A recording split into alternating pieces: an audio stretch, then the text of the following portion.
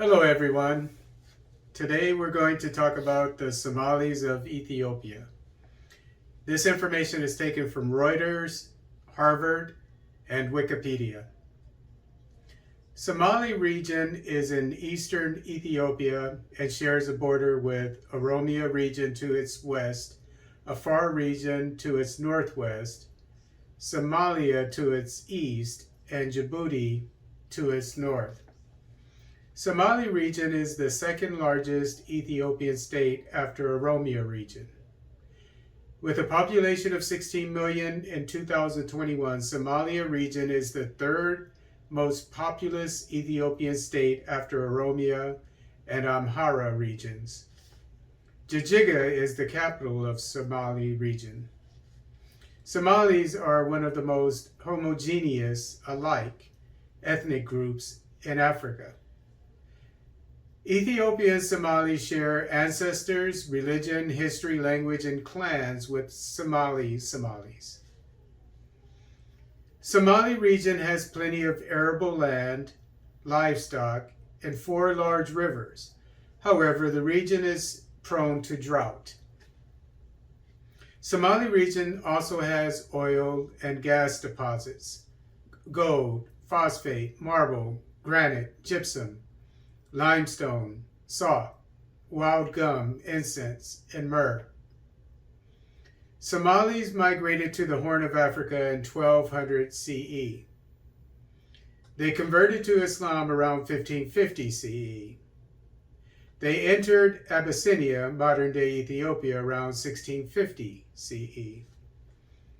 The Somali regional government has an executive branch led by the president, a legislative branch with the state council, and a judicial branch led by the state Supreme Court.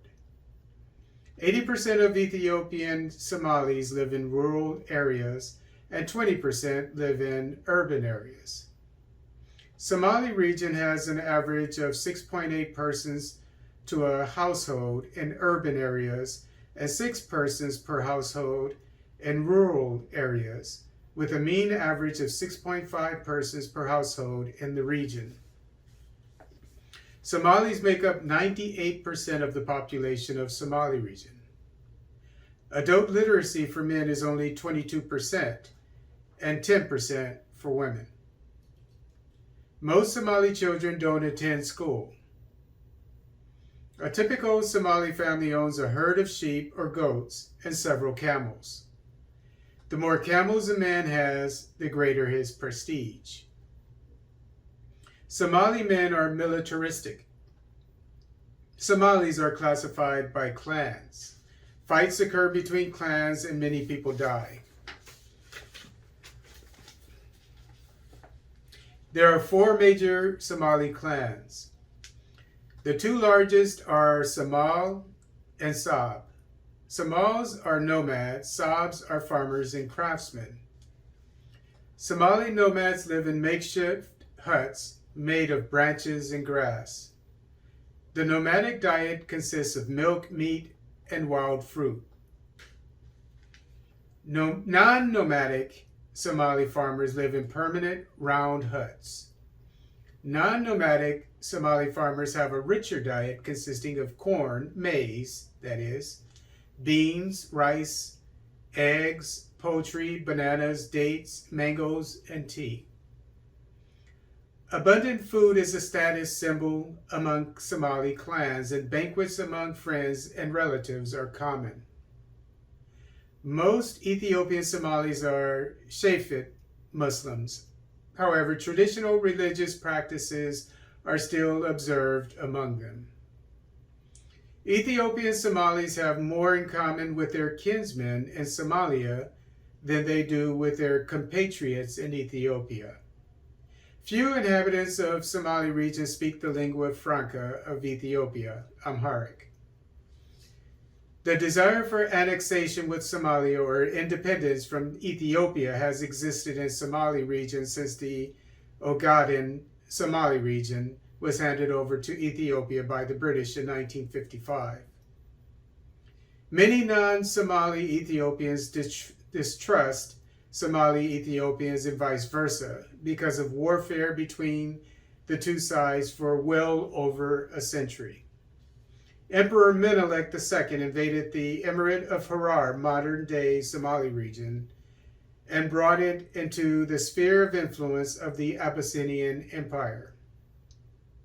From 1886 to 1948, the Ethiopian Empire continued to invade Ogaden, or Somali region, with mixed results.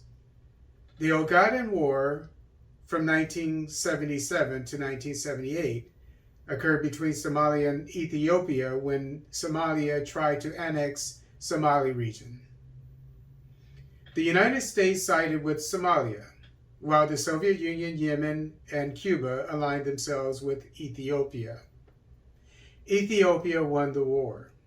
Similarly, the Ogaden National Liberation Front, ONLF, took up arms against the federal government in 1984. In January 1995, the ONLF called for a referendum on self-determination and independence for Somali region. The Tigrayan-led federal government responded in February when Tigrayan militias massacred 81 unarmed civilians in the town of Wardhair. In April, the Ethiopian military launched a major offensive against the ONLF. In a press conference, the Tigrayan People's Liberation Force defense minister stated that the ONLF resistance had been defeated. In 2006, after the ONLF gained support from Eritrea and the Islamic Courts Union, a prominent Somali legal and political organization in Mogadishu, the ONLF increased its aggression toward the Ethiopian federal government. In April 2007, after the ONLF attacked a Bole oil field, killing 74 workers, including Chinese, the Ethiopian government deployed thousands of troops to Somali region. Subsequently, the Ethiopian military blockaded the region, causing Ethiopian Somalis to become dependent on foreign aid to survive. Meanwhile, Ethiopian security forces burned down houses and villages and killed civilians, causing Ethiopian Somalis to flee their homes. In 2011, the ONLF was designated a terrorist organization. When Abiy Ahmed was elected Prime Minister of Ethiopia, he took the ONLF off the terrorist list. I was surprised to find, after researching about the four major ethnic groups of Ethiopia, the Oromos, the Amharas, the Somalis, and the Tigrayans, that all of them are rebels. All of them are warriors, which for a military man like me is impressive. To have such a large country with over 100 million people filled with warriors. But I was disheartened to find that all of these four major ethnic groups of Ethiopia have been at war with each other for centuries.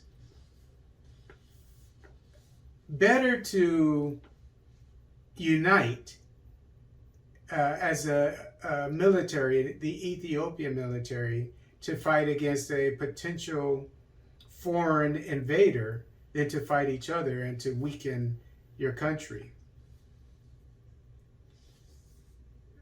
When Ethiopia starts making billions of dollars a year from its GERD, the Grand Ethiopian Renaissance Dam, I hope that the federal government treats all ethnic groups equally and distributes the profits from the factories that are bringing in billions of dollars, the oil, the gold, etc. the again, the GERD, money coming from the GERD,